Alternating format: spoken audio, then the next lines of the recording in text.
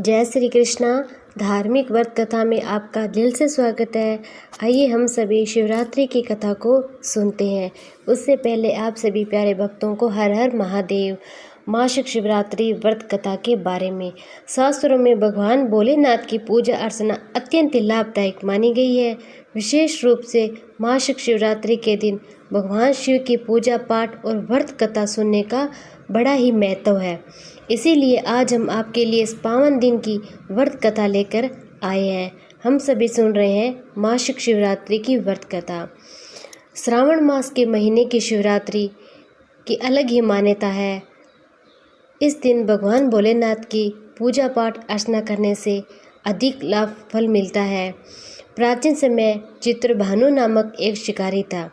वह रोज जंगल में जाकर शिकार करता, ऐसे ही अपने परिवार का वह पालन पोषण भी करता था। चित्रभानु उसी नगर में रहने वाले एक साहूकार का कर्जदार भी था।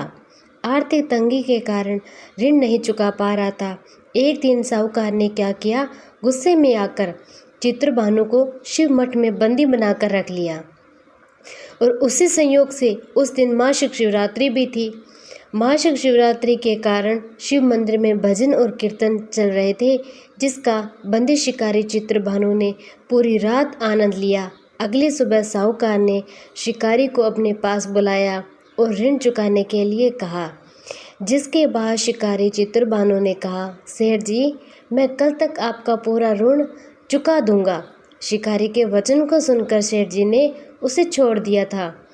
सेठ से आज़ाद होकर शिकारी शिकार के लिए जंगल में चला गया, किंतु पूरी रात बंदी गृह में भूखा प्यासा होने के कारण वह थक चुका था और शिकार की खोज में जंगल में वह बहुत दूर भी आ चुका था, जहाँ से उसे लौटने में सूर्यास्त होने लगा।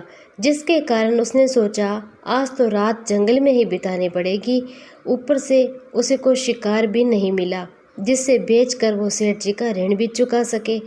यह सोचते सोचते वह एक तालाब के पास में पहुंच गया और भर पेट पानी पीकर सुस्ताने के लिए एक बेल के पेड़ पर वह चढ़ गया, जो उसी तालाब के किनारे पर था।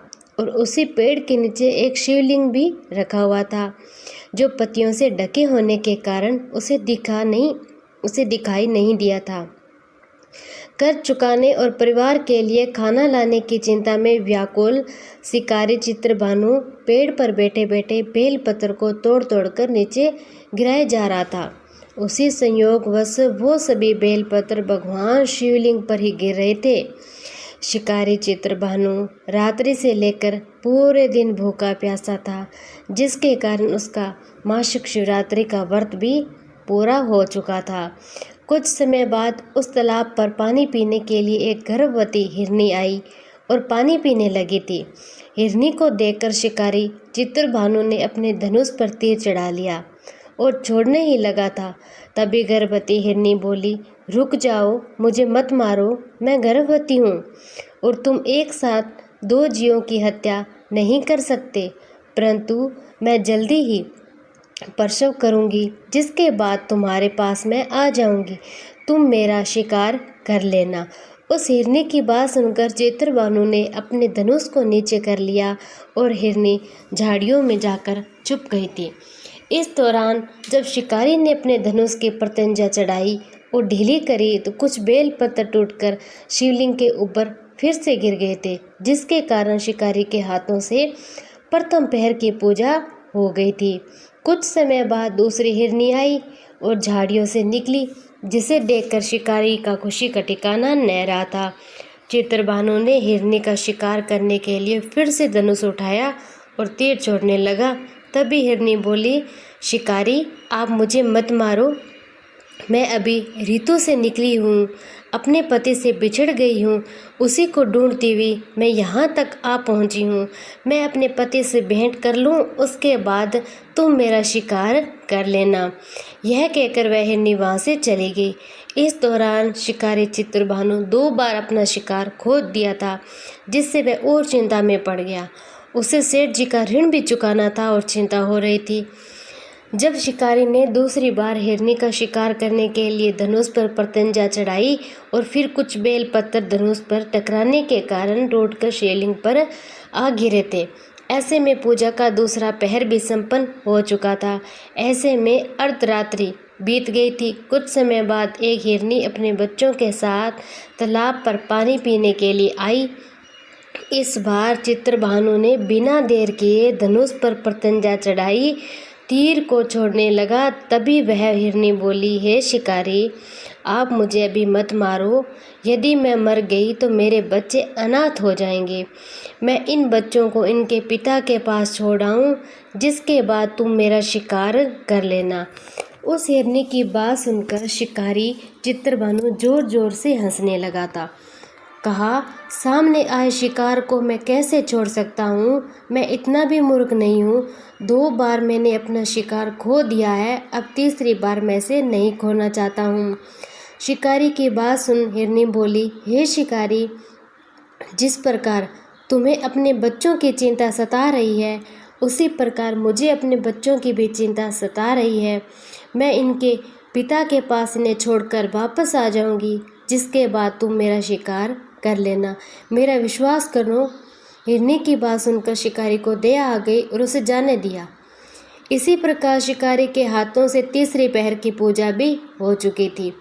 कुछ समय बाद एक मृग वहां पर आया। उसे देखकर चित्रभानु ने फिर से अपना तीर धनुष उठाया, शिकार की ओर छोड़ने लगा। तभी मृग ने बड़ी विनम्रता से बोला, हे शिकारी, यदि तुमने मेरे तीनों पत्नियों को और छोटे छोटे बच्चों को मार दिया हो तो तुम मुझे भी मार दो, क्योंकि उनके बिना मेरा इस दुनिया में और कोई नहीं है। यदि तुमने उनको नहीं मारा तो मुझे भी जाने दो, क्योंकि मैं उन तीनों हिरनियों का पति हूँ और वे मेरी ही तलाश कर रही है। यदि मैं उन्हें नहीं मिला तो वे सभी मर जाएंगी।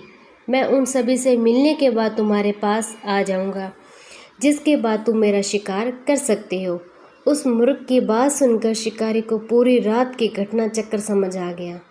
मृग ने शिकारी को कहा, मेरी 3 पत्नियां जिस प्रकार प्रण करके गई है, उसी प्रकार वो वापस आ जाएगी, क्योंकि वो तीनों अपने वचन की पक्की है। यदि मेरी मृत्यु हो गई तो वो तीनों अपने धर्म का पालन नहीं करेगी। मैं अपने पूरे परिवार के साथ शीघ्र ही तुम्हारे सामने आ जाऊंगा। कृपया करके अभी मुझे जाने दो। शिकारी चित्रभानु ने उस मृग को भी जाने दिया। इस प्रकार बार बार धनुष उठाने और नीचे रखने में बेलपत्र गिरने के कारण अनजाने में ही उस शिकारी ने भगवान शिव जी की पूजा संपन्न कर दी थी, जिसके बाद शिकारी का हृदय भी बदल चुका था। उसके मन में भक्ति की भावना उत्पन्न हो चुकी थी। कुछ समय बाद मृग अपने पूरे परिवार यथार्थ तीनों हिरनियों के साथ बच्चों के साथ उस शिकारी के पास आ चुके थे। कहा कि हम अपनी प्रतिज्ञा के अनुसार हे शिकारी, आप हमारा शिकार कर सकते हैं। जंगल के पशुओं की सच्ची भावनाओं को देखकर शिकारी चित्रभानु का हृदय पूरी तरह से पिघल गया था। उस दिन से उसने शिकार करना ही छोड़ दिया। अगले दिन वो नगर लौटा, किसी और से उधार लेकर सेठ जी का तो ऋण चुका दिया और मेहनत मजदूरी करने लगा। जब शिकारी चित्रभानु की मृत्यु हुई तो उसे यमदूत लेने आए, किंतु शिवदूतों ने उन्हें भगा दिया था। उसे शिव ले गए थे। इस प्रकार उस शिकारी की मोक्ष की प्राप्ति हुई।